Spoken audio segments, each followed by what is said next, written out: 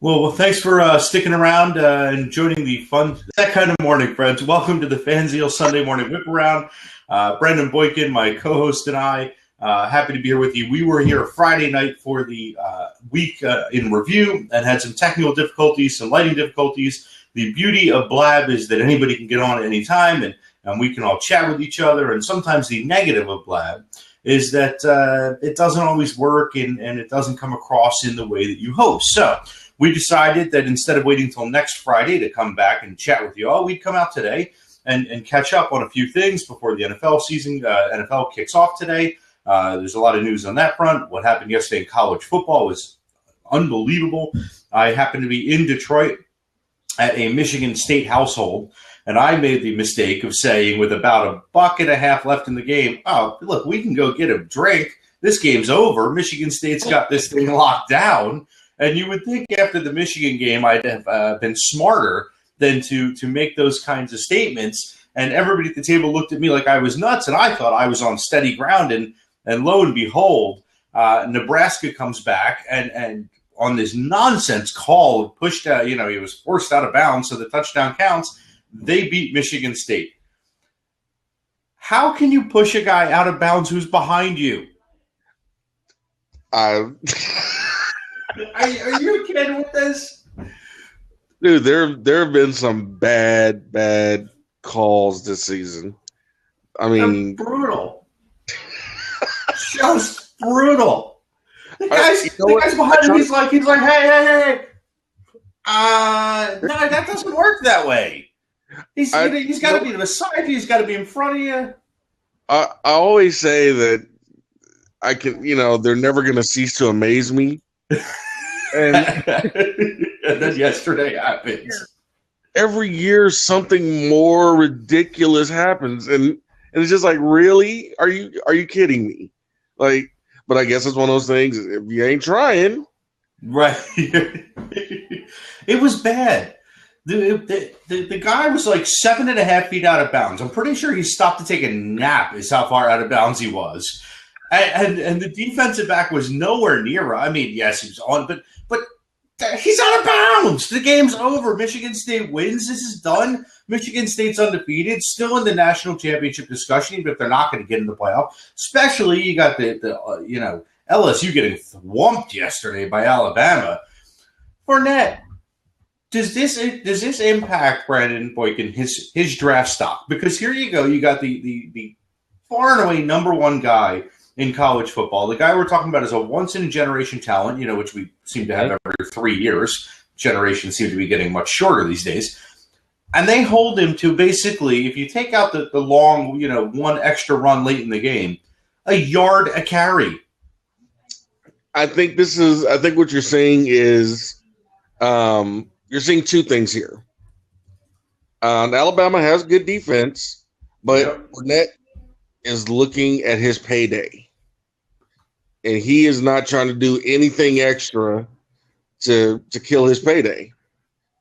Plain and simple. Yeah, I mean, because but if you win a national championship, doesn't that improve your payday? Not really. Being the number one pick improves your payday. Okay. Doesn't matter if you're the Heisman winner, if your team wins a national championship. It doesn't matter. If you're the number one pick, that's where you want to be, because that's when you can command the big money and you're going to get the big signing bonus. That's, you're basically going to get like 4 years, $60 million, something like that. The rest of these guys, at this point, he's like, well, if the team does well and I play well, then cool. But I just want to win. I just want to be the number one pick, and so like he's being guarded. Okay, let me bring you a different question, because you're right. The NFL scouts aren't going to judge us on one game, but isn't getting the national championship and having a big game and something in the Final Four of football much better for his marketing dollars once he comes out? I mean, you're talking tens of millions of dollars with your Gatorades and your Nikes and your Adidas and your Under Armours and your beer companies and Chevy and whoever else is going to hop on this train after a huge game in front of a national audience. You've now lost that audience. Yeah, but see, times are changing. Like it used to be that was what they were strictly held to. In the good NFL and college football days that we knew of, when the game hadn't changed. But now everything is, well, you can't base it on one game, and now they've got the playoffs, and so it's not even really that. It's not even much of a guarantee. They're going to strictly go by the combine numbers and the potential. So marketing wise, yeah, you would think. I mean, when you have a guy that's a proven winner, that's much easier to sell and for people to stomach. But now when you got a guy that's just a ridiculous beast, and you can say, well, yeah, he got to a bowl game or to a championship, but they got crushed. But it wasn't his fault, and he's still a winner. Those kids are still going to buy that Grossberry, whatever Gatorade he's selling. So for those of you watching, for those of you listening, you can't tell a difference what's going on. For those of you watching at home, we had some technical difficulties on Friday, and it's again why we're back here with the Fanzeel Sunday Morning Whip Around. And one of those, a laptop blew out back in California, which is why Brandon is on a tablet now, which is why if you see a floating head come down to the corner of your screen, he'll readjust. He's right in the middle now, so he's good to go. But if you see during the course of the broadcast, he kind of slips off, Willy Wonka style, it's okay. We'll bring him back right to the middle. Yeah.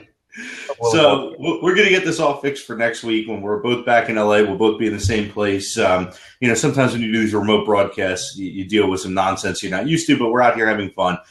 So yesterday you have Michigan State loses. You have to a bad Nebraska team. TCU gets crushed by Oklahoma State. So you got some teams, Ohio State didn't look that great against Minnesota. LSU gets crushed. I mean, it was 30-16, and I'm not sure it was that close. And Clemson, look, Florida State's a decent team. They were going in number 16. But Clemson in the top spot only wins by 10 points. I have no idea what the rankings are going to look like when they come out later today. No. You're in a flip-flop situation. Everybody's all over the place. Yeah, everything, once we get to around this time of year, all the rankings are everything is a cluster, what? Yeah. Because nothing is what we think it should be. Now, who are all the top teams that we thought at the beginning of the year that are still even in the discussion? Pretty much nobody. Like Alabama's suddenly back in, though. They're back in. TCU, Alabama's back in. Right after that win, they've got to be. Ohio State's still going to be in, but they don't look very good. Yeah, Michigan put a whomping on Rutgers, and they've got 2 losses, but both of those losses, the early one was fine. It was what it was, first game of the Harbaugh era, but then you get the Michigan State loss, which was really, let's be honest, that was kind of a win. They've got to jump up. I think they're, a top 15 team now. I have no idea what's going on with this college football rankings, but that's exactly why. And God, you and I have known each other for years now, and this is a discussion we've had. College football needed a playoff because these guys have to go up against each other. There's too much nonsense when you leave it up to the voters. I'm still annoyed that it's still up to the voters right now, that they still decide who's what where. And that's fine, well, and good. But a few more weeks and this will all play out, and we'll know who's where. But that is why the playoffs validated to me the legitimacy of college football championships in a way that you didn't have prior to this year. Yeah, I agree. Obviously, I agree 1,000%. And to me, this is why they're going to have to expand the playoff. I think. I think 4 teams is still too hard to narrow down to 4 teams. At some point, I think it's going to get expanded to 8. And so, do you like the 8 or do you like the 6 with the top 2 teams getting the bye? I'm sorry, say that again. Do you like the 8 or do you like the 6 with the top 2 teams getting the bye? I like the 8. I want to see everybody go at it. To me, in college football, nobody deserves a bye. Okay. I mean that's because that's giving a team an unfair advantage. Because one less game, and you're still on the voting thing.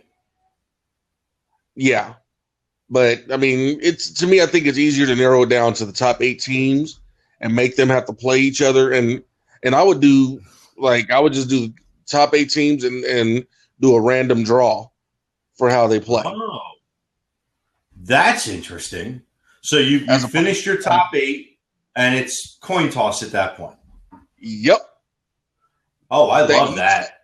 You talk about making it fun for the fans. I haven't thought about that before. I love that. That makes it so much more entertaining for the fan. Because more often than not, your top 8 are all going to be either no loss or 1-loss teams. You're not going to have a 2 or 3 loss team in there, right? Yeah. And when you're dealing with the SEC and you're dealing with the Big 10 and the Big 12 and the power conferences, a lot of those 1 losses are going to come to other teams that are in that top 10. It's not just like, hey, I got blown out by Joe Smith State, on a bad day. It's LSU losing to Alabama. It's an Oklahoma State losing to, a Texas Tech. And I'm, again, just throwing out teams right now. But I like this idea. We're going to have to talk about this more.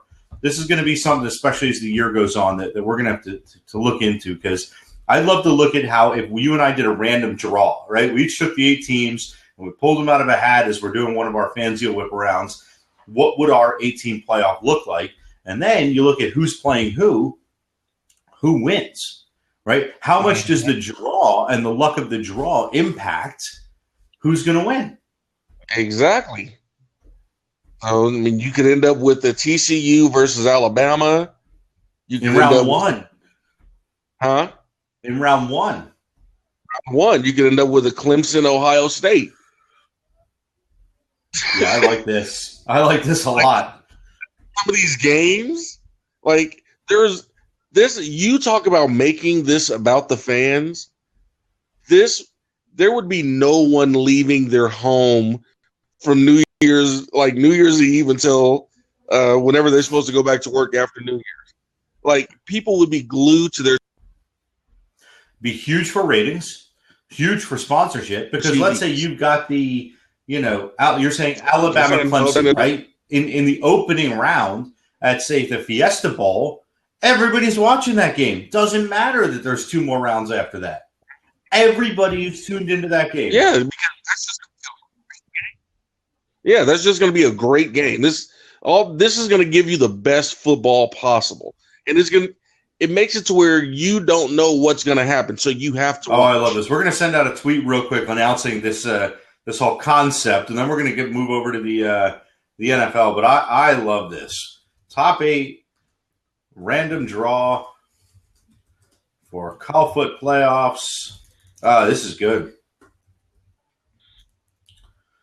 Oh, man, look at I'm just thinking of all the possibilities. Yeah. I mean, it opens everything up. I love this. I mean, the only reason why I think that they wouldn't do it is because they supposedly want for each team's traveling fan base to be able to make that's arrangements. Old school thinking, because any way you look at it, these are going to be hosted at the bowl sites, right? So it's almost irrelevant at that point. You're going to know 2 weeks in advance, which is the same you would have known for the most part, except for maybe your Big Ten and your Rose Bowl situation. But that's what you're only going to know 2 weeks anyway. And these guys are all going to get the charters and the big buses and the 20,000 tickets. I love this idea. We're coming back to this for sure. Brandon Boykin here at the Fanzio NFL or Sunday Morning Whip Around with my favorite idea of the month so far.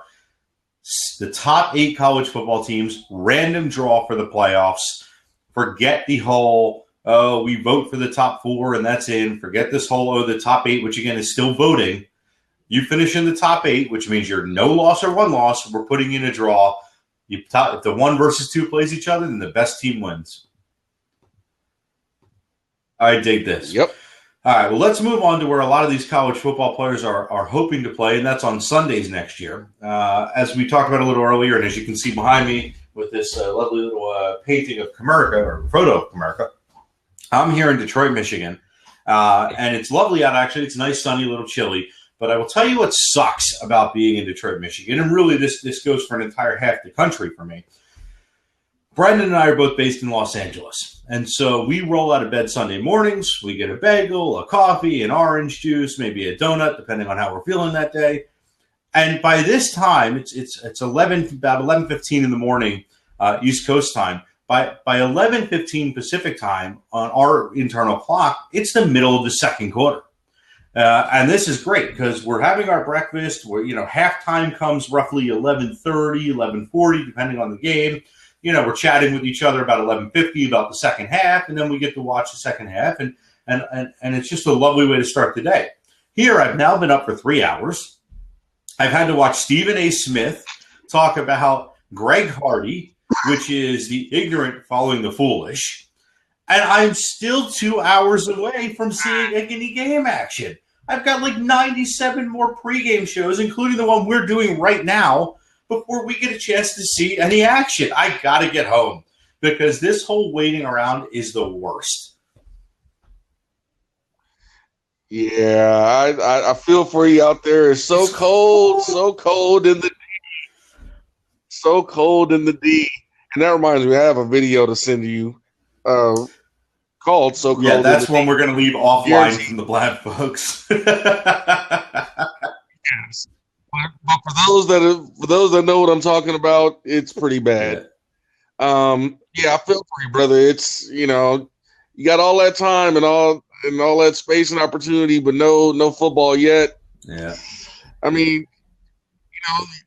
at worst you could have gotten at least a game over in Europe and maybe. Right, there's no Europe game. I don't even get like the 4 a.m. wake up situation. Yeah, like. Well, last week we had a lot of garbage. The schedule was ugly. There were very few outside of that Packers-Broncos game, which turned out to be kind of a dud anyway. We looked at the schedule and it was nothing. I mean, it just wasn't very good. We have a lot of much closer games this week, and not a lot of marquee matchups. Not a lot of games that may change the outcome of the season in the grand scheme of things, but a lot of games that should be really close, really competitive, and really interesting. And so we'll do a little whip around here, which was something Brent and I really like doing. In the AFC East, the Dolphins head up to Buffalo and take on the Bills in a game for mediocrity.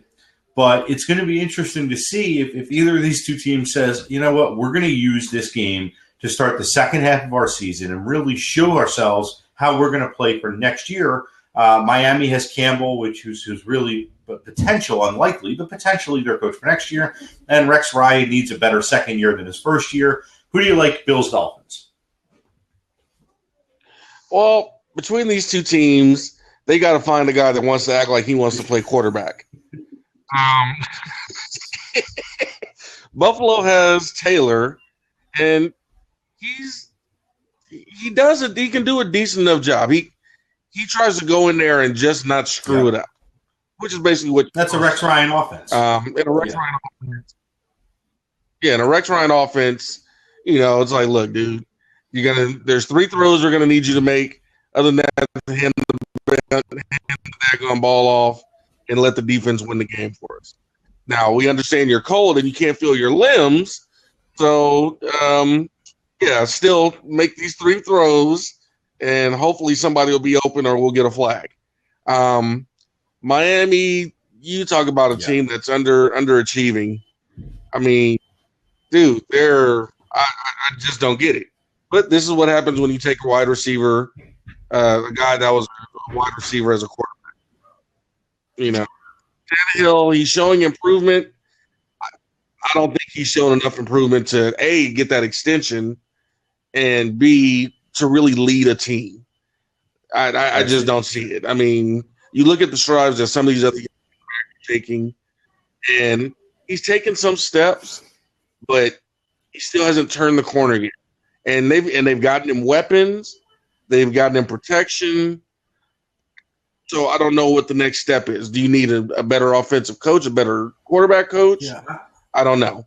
So I'm taking Buffalo in this coach that can scheme. I think that the problem, in addition to getting the most out of your talent and getting motivated in the locker room, I think the problem that the Dolphins have had over the last couple of years is there's no real scheme. There's no real and not to denigrate some of the former coaches, but there's no intelligence on the sideline.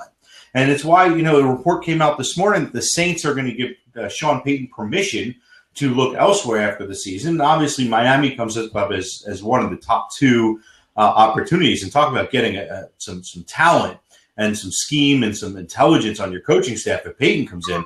I still think Payton, if he leaves New Orleans, goes to Indianapolis, because the idea of going from Drew Brees to Andrew Luck for a coach like Sean Payton means he walks himself into the Hall of Fame.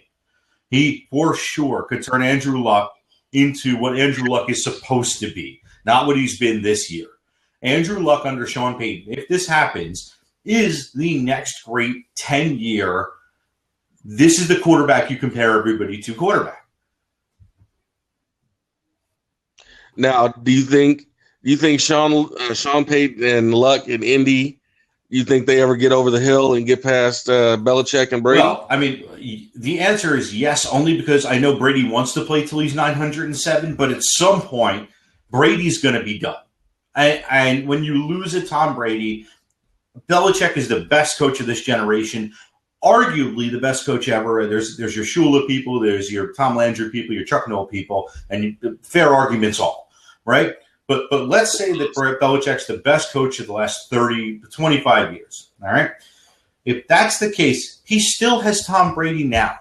Without Tom Brady, you give Sean Payton Andrew Luck, and you give him time to put a defense together, which not always a strong suit, but they did enough to win the title, and they did enough to be, perennial playoff contenders.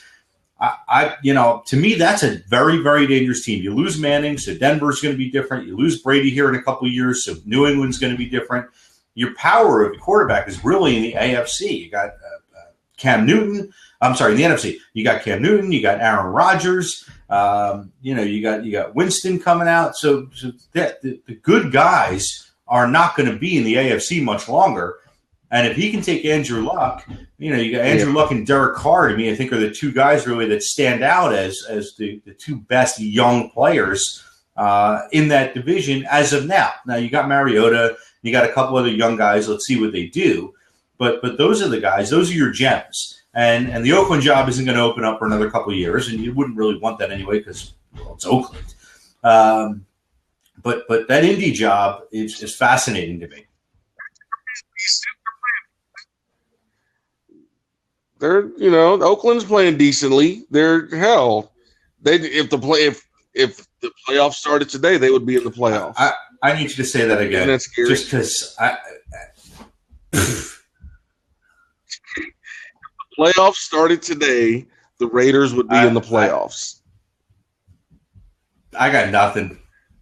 I'm ill prepared for that to be a true statement. Yeah. So that's going to take me, and I only want to spend about 3 seconds on this game because about 4 people are going to watch it. Jaguars at New York Jets. This should be just brutally disgusting. I'm going to go. I'm going to pick Dolphins. Sorry, in that first game we talked about, I know you went with the Bills. I picked Dolphins only because I've been wrong every time I picked them to win this year. They've lost. I might as well pick them to win so they can lose again. And at least, if nothing else, I keep up a streak. Jaguars at Jets. I'm going to go with the Jets because this ought to be disgusting. Yes, Jets, Jets.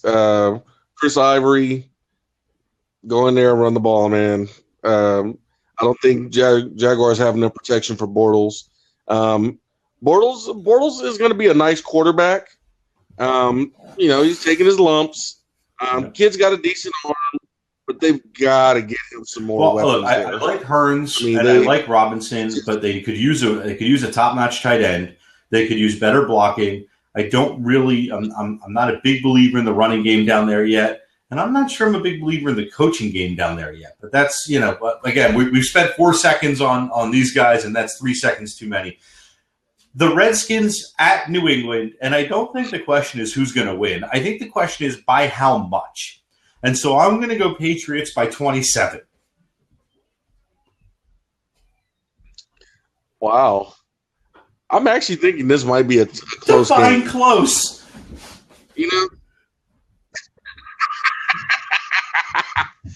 Okay, every week I have to have a pick that everyone is scratching their head like, what?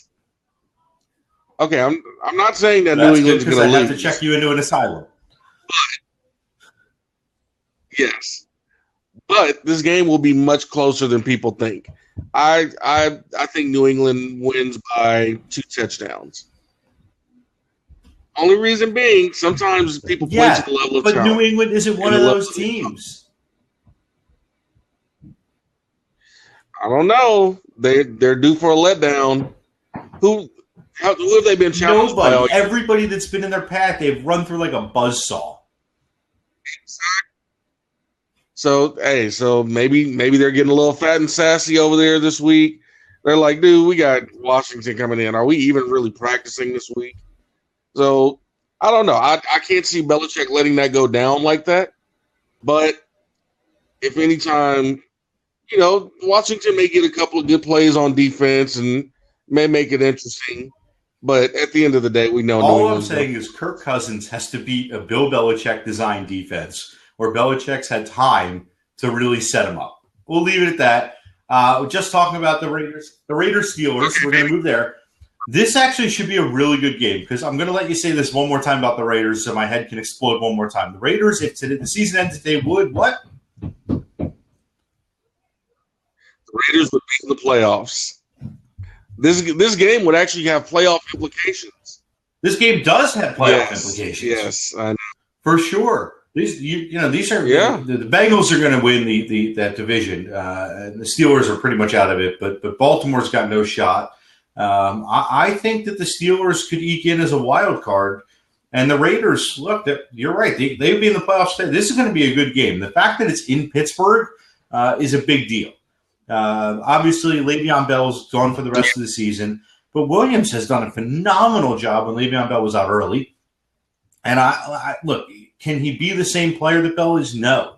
But let's say he's 85% of the player in that Todd Haley offense. Is that enough to get them to the playoffs? And I think it is. I think Steelers at home today eke by in a close game. Yeah.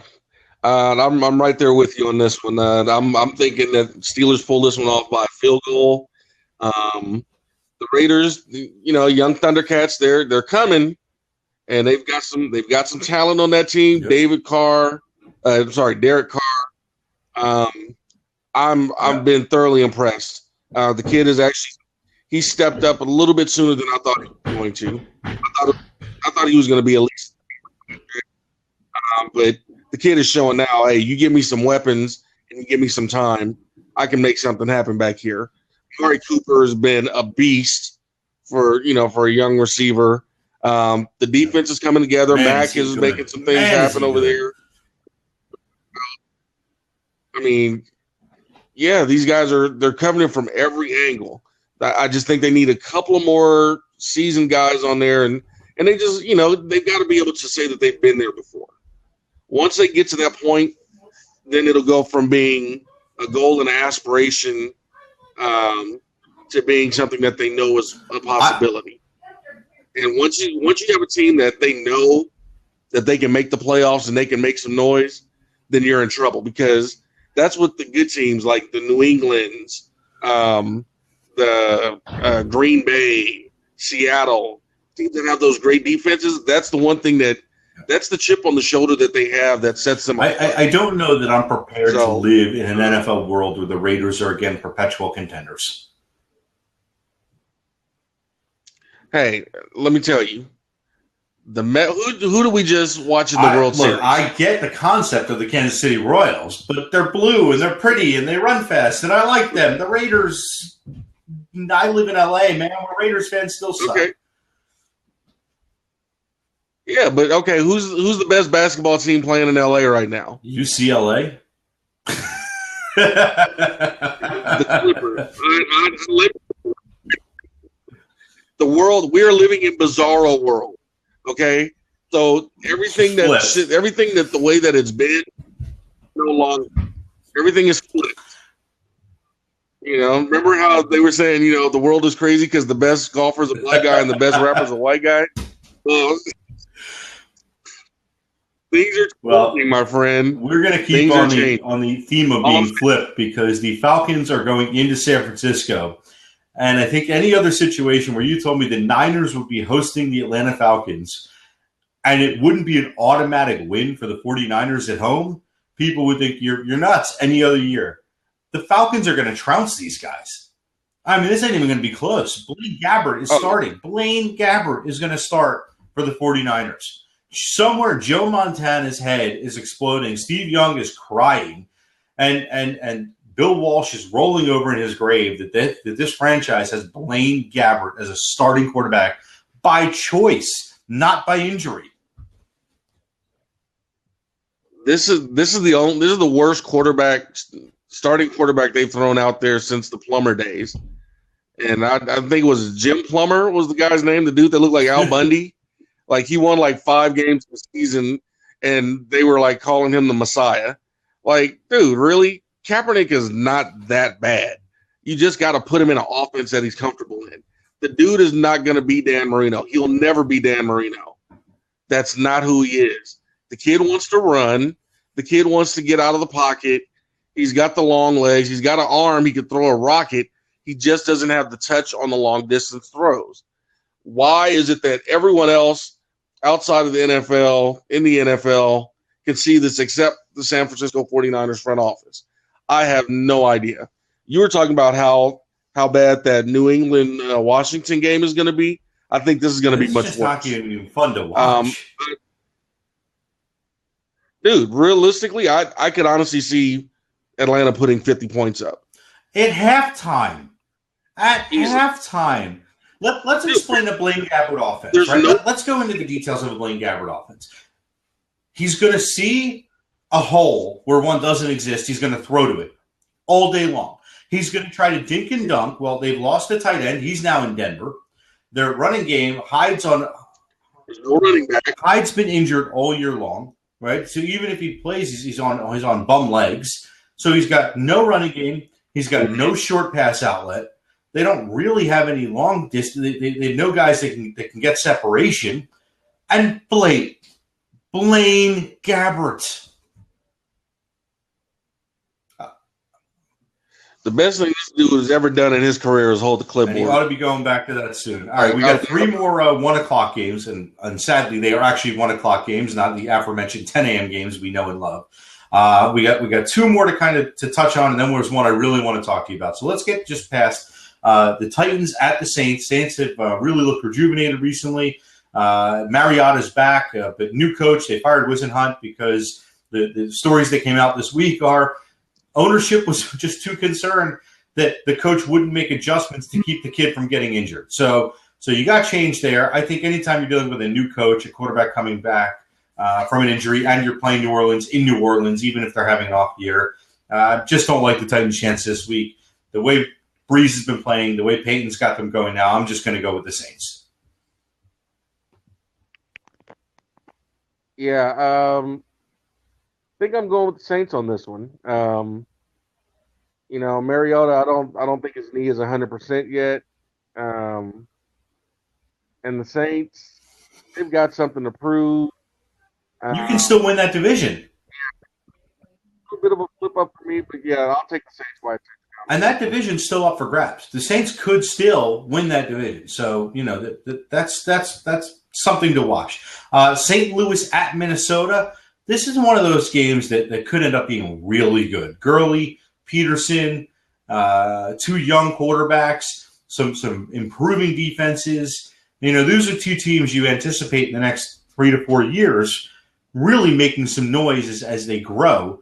Bridgewater gets better and Foles figures out that offense potentially, but Gurley is he good. It's a tough call for me because I keep wanting to pick St. Louis and they keep letting me down. I picked the Vikings twice this year. They've lost twice this year. But at home with Peterson wanting to show the young kid he's still the man, I'm going to go Minnesota. Yeah, I'm right there with you. Gurley's been a beast. And I know we've had this conversation and people have tried to compare him to Adrian Peterson, and I quote, I said that Gurley couldn't hold Adrian Peterson's jockstrap, and I stick by that quote. Gurley's a good runner. He's a little too upright for me, but that's the same thing that they said about Peterson. I just think you're dealing with 2 different types of animal here. If this game comes down to who's going to trump who with their running game, I don't think St. Louis has a chance on it. All right, we're gonna put your money ish where your mouth is. If Gurley outgains Peterson by 50 or more yards, you have to wear a jock strap on your head for the first 3 minutes of our Fanzio Friday weekend review this coming Friday. That's you got no shot now. Because if you're going to go out and say the best young running back this league has seen in years can't hold Peterson's jock, there's a jock strap going on your head Friday for Fanzio. We're calling it right now. This isn't even a discussion. It's going to happen. Look, he's slinking away from the camera. You see this? As soon as there's a jock strap, his head starts to slide down out of view. Friday's Fanzio weekend review. You guys are here now. You remember this. We're gonna send out a tweet right now. If Gurley outrushes Peterson by 50, Brandon Boykin is wearing a jock strap on his dome Friday during the weekend review. Wow. Okay, so what if Adrian Peterson outgains Gurley? Then does that mean you have to wear the jock strap? I'm going to end up buying you a couple drinks then and just pronouncing your superiority. How come you don't have to wear the jock strap? My head already looks like a bald dome over here. I don't need any help. There's too many penis jokes that can be made. Okay, that's a good one. We could ride with that. Wow. All right, so that tweet is out. That makes it official. Now, here's the game, the 1 o'clock / 10 a.m. game that I really want to talk about, because this has not only playoff implications, not only seeding implications, but really could tell the tale of Green Bay's season. The Green Bay Packers at the Carolina Panthers in what should be a phenomenally good game. That Carolina defense is as quick as any in the league. Cam Newton's playing exceptional with really no weapons. Rodgers' receivers can't get any separation. And Randall Cobb came out this week and said, I suck.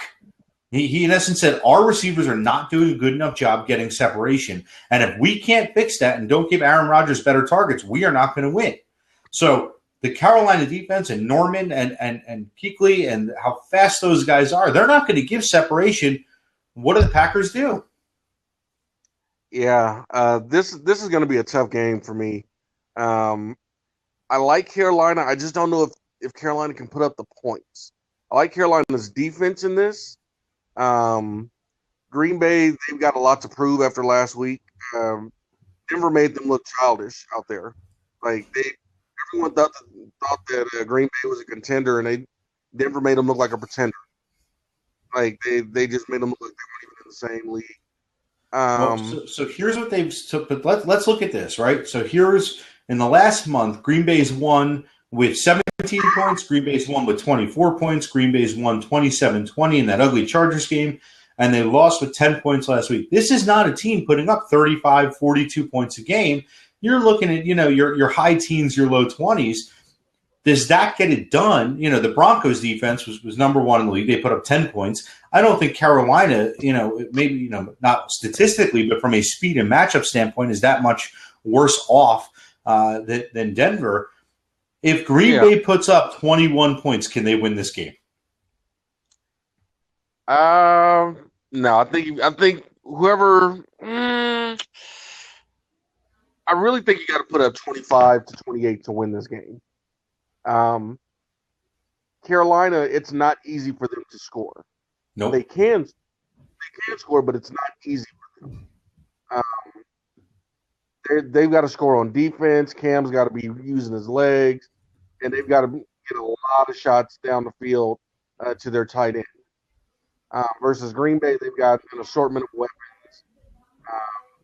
Not at Lacey,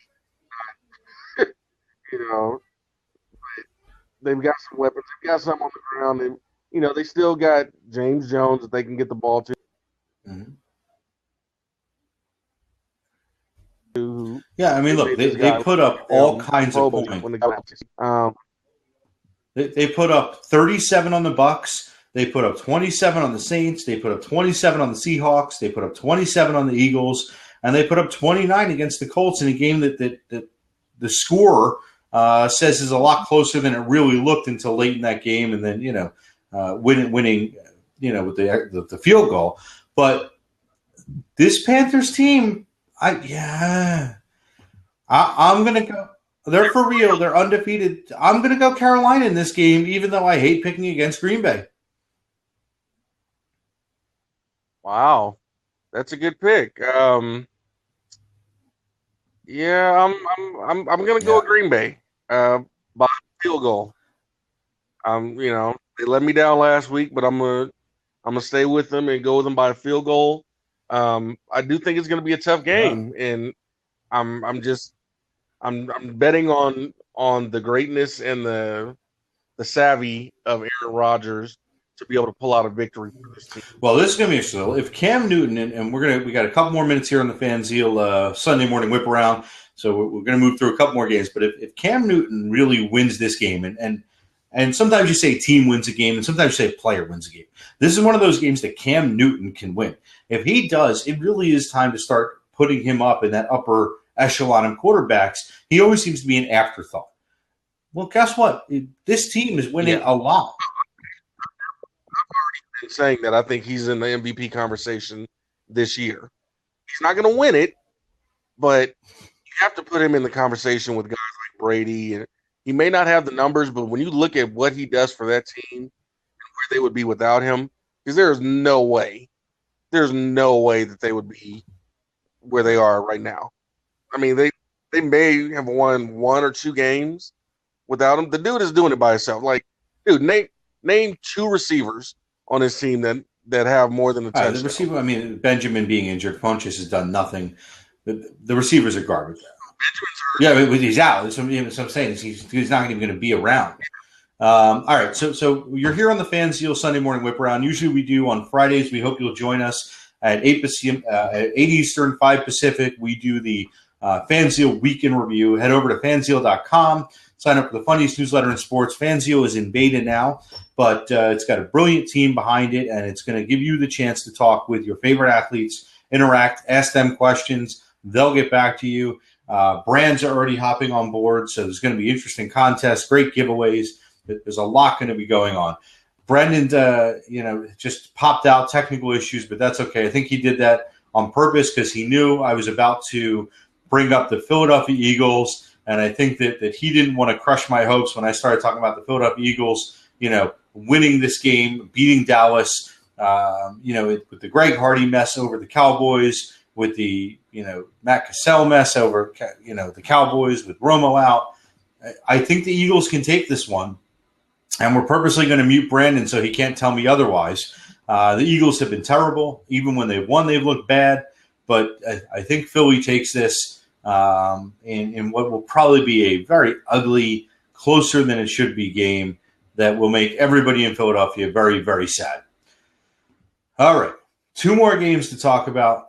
One is ugly. One should be good. So let's get the ugly out of the way. The Monday nighter, Chicago Bears at San Diego Chargers. And I guarantee the NFL schedule makers wish they had made the schedule much, much closer to games this week than they did when they made this back, months and months ago, because nobody wants this game. Nobody really cares about this game. It's going to be the first Monday night in weeks where people don't even have to bother turning on their television. It's just bad. So Bears at Chargers, no Forte in San Diego. Bears by 2 points because who cares? And the last one, the game that I know Brandon really wanted to talk about, and again, some technical issues here on Blab. It happens from time to time. Broncos at the Colts. Manning returning to Indianapolis for what will likely be the last time in his career. They're not very good on offense. He's picking the Broncos. I'm going to pick the Broncos too, if only because I think Andrew Luck is not yet over his interception issues. I think they're going to get at least 2 of them, probably a turnover.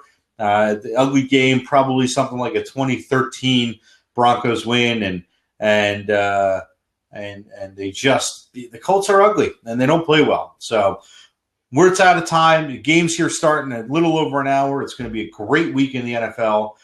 We've already talked about some fascinating concepts in college football. If you missed the show earlier, then we're going to talk about this during the weekend review, and we want your input on the Fanzeel Twitter account at Fanzeel. Brandon Boykin's just thought process on the next kind of setup for college football's playoffs. The top 8 teams, pick them, right? Go into a hat. They come out. Whoever you're picked against, I don't care if it's 1-2, I don't care if it's 3-7, whatever it breaks down, that's how the top 8 teams play. I never thought of that before. I think it's brilliant. We're going to be talking more about this. So head over to fanzeal.com, sign up, tweet to us on Fanzeal. We appreciate everybody on your Sunday morning spending some time with us, and we look forward to seeing you all next week. We'll talk to you Friday, 5 o'clock Pacific, 8 o'clock Eastern for the weekend review, and probably maybe even be around here next Sunday because you know what? It's a good time for us, and we all have a lot of fun.